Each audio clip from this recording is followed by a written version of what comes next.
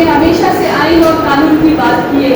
آج تک جو مطالبات ہمارے رہے ہیں وہ اس ملک کے آئین اور قانون کے تحت رہے ہیں. ریاست اس بات کی انیشیٹو لے کے ساتھ بھی بات کرنے کے لیے تیار ہے. جو آمدن کلنگ ہے یہ بلوچستان کا پہلا واقعہ نہیں ہے. یہ بلوچستان میں روزانہ کی بنیاد میں اس طریقے کے واقعات سامنے آ رہے ہیں. ابھی سے 6 مہینے پہلے خزدار میں ایک واقعہ ہوا تھا. اگلی طرف سے دیکھتے ہیں کہ وہی جو سردار ہیں وہ MPS بنتے ہیں, وہ پاکستان کی پارلیمنٹ میں آتے ہیں. بلوچستان اس وقت مکمل طور پر جنگل کے قانون کے تحت ہے, جہاں نہ صرف بنیادی انسانی حقوق معطل ہو چکے ہیں بلکہ آئین, قانون اور انصاف کے تمام ستون بھی مکمل طور پر معطل ہیں اور مسلسل پامال کیے جا رہے ہیں. یہ رپورٹ ایک فکر انگیز دستاویز ہے جسے متاثرہ خاندانوں, عینی شائقین, مقامی انسانی حقوق کے اداروں اور شہادتوں کی بنیاد پر تیار کیا گیا ہے. حال کے پہلے 6 ماہ میں 552 افراد کو جبری طور پر لاپتہ کیا گیا. ان میں سے 181 افراد کو مختصر مدت کے بعد رہا کیا گیا, جبکہ 25 کو دوران حراست قتل کر دیا گیا. باقی 546 افراد تاحال لاپتہ ہیں اور ان کے اہل خانہ کو ان کی حالت یا مقام کے بارے میں کوئی معلومات فراہم نہیں کی گئی ہے. سب سے زیادہ کیسز مکران ڈویژن سے رپورٹ ہوئے ہیں. نمبر 2 ماوراء عدالت قتل. جنوری سے جون 2025 کے دوران 117 ماوراء عدالت قتل رپورٹ ہوئے ہیں. مقتولین میں زیادہ تر نوجوان, طلباء اور سیاسی شعور رکھنے والے افراد شامل ہیں. بلوچستان میں آئین اور قانون اس قدر معطل ہے کہ کوئی سنوائی, کوئی چارہ جوئی یا جواب دہی ممکن نہیں رہی ہے. تشدد کا مقصد نہ صرف معلومات حاصل کرنا ہے بلکہ خوف پیدا کرنا اور پورے سماج کو محفوظ رکھنا ہے. اجتماعی سزا. بلوچستان میں اجتماعی سزا کے واقعات اب معمول کا حصہ بن چکے ہیں, جہاں نہ صرف افراد بلکہ پورے خاندان اور برادری کو سزا دی جاتی ہے. جن لوگوں کے عزیز لاپتہ ہوتے ہیں انہیں ہراساں کیا جاتا ہے. اس طرح کے واقعات روزانہ کی بنیاد پر ہو رہے ہیں. نمبر 5 شہری آزادیوں کی معطلی. بلوچستان میں اظہار رائے, پرامن احتجاج اور نقل و حرکت کی آزادی مکمل طور پر معطل ہے. BYC جیسے سیاسی و انسانی حقوق کے اداروں کو نہ صرف دہشت گردی سے جوڑا جاتا ہے بلکہ ان کے رضاکاروں اور قائدین کے خلاف جعلی FIR, 3MPO اور 4th شیڈول جیسے قوانین کا غلط استعمال کیا جاتا ہے. 2025 میں بلوچستان اسمبلی کی جانب سے انسداد دہشت گردی ایکٹ میں ترمیم میں ریاستی اداروں کو مزید غیر مشروط اختیارات دے دیے ہیں کہ اب بلوچ کسی کو بھی بغیر الزام کے 3 ماہ تک حراست میں رکھا جا سکتا ہے. یہ قانون اب انسانی حقوق کے محافظوں, صحافیوں, طلباء اور عام شہریوں کو نشانہ بنانے کا ذریعہ بن چکا ہے. 16 جولائی 2025 سے بلوچ یکجہتی کمیٹی کی گرفتار قیادت کے اہل خانہ اور بلوچ لاپتہ افراد کے اہل خانہ اسلام آباد میں ایک پرامن احتجاج کر رہے ہیں, جس کا مقصد سادہ اور واضح ہے کہ ڈاکٹر مہرنگ بلوچ سمیت بلوچ یکجہتی کمیٹی کی قیادت اور دیگر عزیز رہنماؤں بشمول ڈاکٹر صبیہ بلوچ کی والد کو رہا کیا جائے. مگر ان لواحقین کے ساتھ اسلام آباد پولیس اور انتظامیہ کا رویہ انتہائی غیر انسانی اور افسوسناک ہے. نہ صرف ان لواحقین کو اسلام آباد پریس کلب کے سامنے ٹینٹ لگانے سے روکا گیا ہے بلکہ انہیں شدید بارش اور گرمی میں کھلے آسمان تلے بیٹھنے پر مجبور کیا گیا ہے. خواتین, بزرگ اور معصوم بچے بغیر کسی چھاؤں کے سڑک پر بیٹھے ہیں اور ان کا جرم صرف اتنا ہے کہ وہ بس اپنے پیاروں کی واپسی کا مطالبہ کر رہے ہیں. پولیس اور انتظامیہ کا جب صرف اسلام آباد پریس کلب تک محدود نہیں رہا بلکہ یہ شرمناک اور وحشیانہ حد تک بڑھ چکا ہے. ان لواحقین کو رات کی تاریکی میں کرائے کے فلیٹ سے زبردستی بے دخل کیا گیا ہے. پہلے اس فلیٹ کا پانی بند کیا گیا, پھر پولیس کے دباؤ پر مالک مکان نے رات کے 1 بجے ان بوڑھی ماؤں اور معصوم بچوں کو نکال دیا جو پوری رات اسلام آباد کی سڑکوں پر در بدر رہے. دن کے وقت جب وہ اسلام آباد پریس کلب کے سامنے احتجاج کے لیے جاتے ہیں تو پریس کلب کے سارے راستے ان کے لیے بند کر دیے جاتے ہیں اور انہیں جو ہے پولیس ان کے راستے میں اور اس روڈ پر ان کو غیر محفوظ طریقے سے بیٹھنے پر مجبور کیا جاتا ہے, جہاں پر پولیس کے خاصدار کاروں سے گیر کر انہیں مکمل معاشرے میں لیا ہوا ہے اور ان کے سامنے 2 بسیں بھی کھڑی کی جا چکی ہیں تاکہ انہیں اسلام آباد کے شہری ان ماؤں اور بچوں کو نہ دیکھ سکیں۔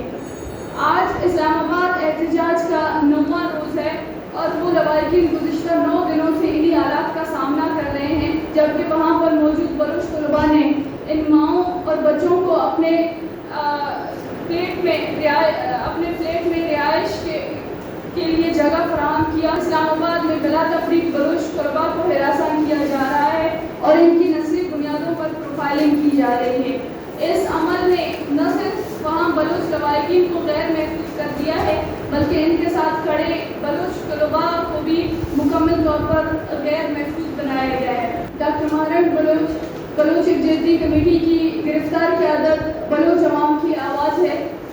آج اس آواز کو دبایا جا رہا ہے، ہماری پرامن سیاسی جدوجہد کو دہشت گردی سے تعبیر کیا جا رہا ہے، لیکن یہ آواز اب مزید خاموش نہیں رہے گی۔ ہم آپ صحافیوں سے اپیل کرتے ہیں کہ آپ ان حقائق کو عوام تک پہنچائیں، کیونکہ خاموشی مجرمانہ غفلت کے مترادف ہے۔ اگر ریاستی ادارے آئین سے روگردانی کریں گے تو صحافیوں کا فرض ہے کہ وہ سچ بولیں، سچ لکھیں اور سچ کے ساتھ کھڑے ہوں۔ ہم عدلیہ اور انسانی حقوق کے اداروں سے اپیل کرتے ہیں اور ہماری پرامن جدوجہد کو طاقت سے کچلنے کی ہر کوشش کو ناکام بنانے میں اپنا کردار ادا کریں۔ ہم سول سوسائٹی، سیاسی جماعتوں، طلباء، مزدوروں اور انسانی حقوق کے علمبرداروں سے اپیل کرتے ہیں کہ وہ اسلام آباد میں لواحقین کا ساتھ دیں اور ان مظلوموں کی آواز بنیں۔ ہماری جنگ حق اور سچ کی جنگ ہے اور یہ جنگ ہم ریاست کے آئین اور قانون کے دائرہ کار کے اندر ہم نے ہمیشہ یہ جنگ لڑی ہے اور ہم یہ جنگ لڑتے رہیں گے۔ اس کے لیے آج مہارنگ جیل میں بند ہے یا کل کو مجھے دوبارہ جیلوں میں ڈال کے بند کر دیں گے، اس سے ہمیں کوئی پریشانی نہیں ہے۔ ہمیشہ سے کہا ہے کہ ہم ایک پیسفل ایک پولیٹیکل آرگنائزیشن ہے اور ہم کسی کے ساتھ بھی بات کرنے کے لیے تیار ہیں، چاہے وہ ریاست کا کوئی بھی نمائندہ ہو، ہم اس کے ساتھ بیٹھنے کے لیے، ہم اس کے ساتھ بات کرنے کے لیے تیار ہیں۔ یہ تو صرف ایک اسٹیٹ کا نریٹو ہے جس میں ہمیں دکھایا جاتا ہے کہ یہ کسی کے ساتھ بات کرنے کے لیے تیار نہیں ہے۔ ہم نے تو بارہا اپنے اسٹیٹمنٹس میں یہی کہا ہے کہ ہم کسی بھی ریاستی نمائندے کے ساتھ تیار ہیں، بشرط یہ کہ ریاست اس بات کی انیشیٹو لے بات کرنے کے لیے۔ لیکن ہم دوسری جانب سے دیکھتے ہیں کہ ریاست اس بات میں لگی ہوئی ہے کہ کس طریقے سے ان کو دہشت گرد تنظیموں کے ساتھ ان کو سافٹ فیس یا کسی طریقے سے ان کے اوپر لیبل لگایا جائے۔ تو ہم نے تو ہمیشہ بات کی، آج اگر میں اس مقام پہ کھڑی ہوں تو آج بھی میں آپ کے ساتھ بات کرنے کے لیے تیار ہوں۔ اگر کل کو کوئی بھی میڈیا کے سامنے آن دا ریکارڈ جو کوئی آتا ہے، ہم ان کے ساتھ بات کرنے کے لیے تیار ہوں۔ آج تک جو مطالبات ہمارے رہے ہیں وہ اس ملک کے آئین اور قانون کے تحت رہے ہیں اور ہم نے یہی کہا ہے کہ اس ملک کے آئین اور قانون کے تحت بلوچوں کے ساتھ رہا رکھا جائے۔ بلوچوں کو جس طریقے سے لاپتہ کیا جا رہا ہے، اس کے خلاف بلوچ یکجہتی کمیٹی اور پوری بلوچ قوم جس طریقے سے مؤثر طریقے سے آواز اٹھا رہی ہے، اس کے اوپر انہیں مختلف طریقوں سے ان کے اوپر دہشت گردی کے الزامات مختلف طریقوں سے FIR ان کے خلاف لگائے جا رہے ہیں۔ تو یہی وجہ ہے کہ ہم ہمیشہ سے ریاستی دائرے میں شامل رہے اور ہم نے ہمیشہ سے آئین اور قانون کی بات کی ہے۔ یہ تو صرف ایک آنر کلنگ کا واقعہ ہوا ہے۔ ابھی سے 6 مہینے پہلے خوزدار میں ایک واقعہ ہوا تھا، جو وہاں کا موجودہ ایک سردار ہے، ان کا جو گارڈ تھا وہ ایک لڑکی کے اغوا میں ملوث تھا۔ اس سے پہلے بہت سے ایسے سرداروں کے، امیر معتبروں کے جو ہے ہاتھوں میں کے اوپر اس طریقے کے الزامات لگائے جا چکے ہیں کہ وہ اس طریقے کے آنر کلنگ اور اس طریقے کے قتل و غارت میں ملوث رہے ہیں۔ ہم نے ہمیشہ سے یہ مطالبہ کیا ہے کہ ان کو اس چیز کے حوالے سے اکاؤنٹیبل کیا جائے، لیکن ہم اب اگلی طرف سے دیکھتے ہیں کہ وہی جو سردار ہیں وہ MPS بنتے ہیں، وہ پاکستان کی پارلیمنٹ میں آتے ہیں، ان کو ریاست کی شفقت حاصل ہوتی ہے۔